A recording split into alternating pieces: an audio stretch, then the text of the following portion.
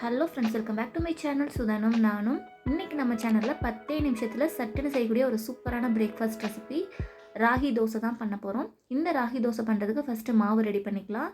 இதுக்கு ஒரு மிக்சிங் பவுலில் 1/2 கப் அளவுக்கு ராகி மாவு எடுத்துக்கிறேன். இது கூடவே ஒரு 1/4 கப் அளவுக்கு அரிசி மாவு, 1/4 கப் அளவுக்கு ரவை சேர்த்துக்கிறேன். ரவை பார்த்திங்கன்னா கொஞ்சம் சின்ன ரவையாக யூஸ் பண்ணும்போது ரொம்ப நல்லாயிருக்கும். இப்போ இது கூடவே ஒரு பிஞ்ச் அளவுக்கு பெருங்காயத்தூள், ஒரு 1/2 டீஸ்பூன் ஜீரகம் சேர்த்துக்கிறேன்.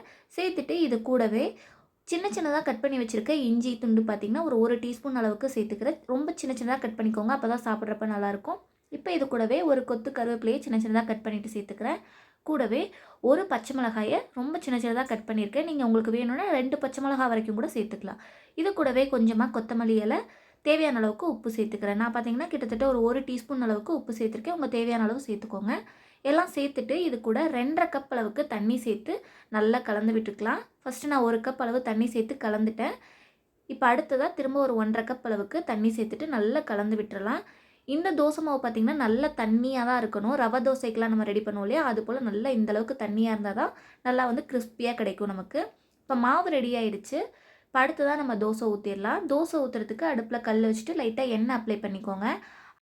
எண்ணெய் அப்ளை பண்ணிவிட்டு நம்ம நார்மலாக தோசை ஊற்றுற மாதிரி ஊற்றாமல் ரவை தோசைக்கெலாம் ஊற்றுவோம் இல்லையா, ஒரே இடத்துல மாவு ஊற்றாமல் எல்லா பக்கமும் ஈவனாக படுற மாதிரி அது போல் தோசை ஊற்றிக்கலாம். அப்போ தான் பார்த்திங்கன்னா நல்லா கிறிஸ்பியாக இருக்கும். இப்போ ஊற்றிட்டு மேலே நமக்கு தேவையான அளவுக்கு எண்ணெய் சேர்த்துக்கலாம். நான் ஒரு டீஸ்பூன் அளவுக்கு எண்ணெய் சேர்த்துருக்கேன். அடுப்பை ஹை ஃப்ளேமில் வச்சுக்கோங்க. அது போல் கல் நல்லா சூடாக இருக்கணும் தோசை ஊற்றும் போது. அப்போ தான் நல்லா ஈவனாக வெந்து வரும். அதே போல் நல்லா கிறிஸ்பியாகவும் கிடைக்கும்.